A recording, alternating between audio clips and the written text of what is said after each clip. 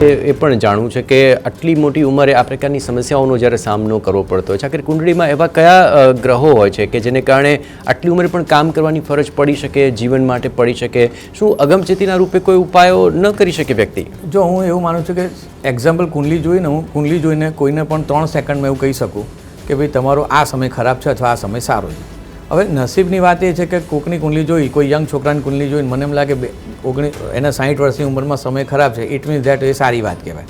પણ જ્યારે એને પહેલેથી જ પ્લાન કરીને કહેવામાં આવે કે જો તારી 60 વર્ષની ઉંમર સમય સારો નથી, તો એને જો ધીમે ધીમે પૈસાની બચત કરીને 60 વર્ષના દરમિયાન જોઈએ તો આ શરતો થાય. બીજું, કોઈની કુંડલીમાં 25 વર્ષથી લઈને 30 વર્ષ ખરાબ હોય, 35 વર્ષ ખરાબ, તો એને એમ કહેવાય કે જો હિંમત ના હાર તો આમ કરજે, અને 35 વર્ષ પછી સારું છે. એટલે એ આમની કુંડલીમાં અત્યારનો સમય એવો છે.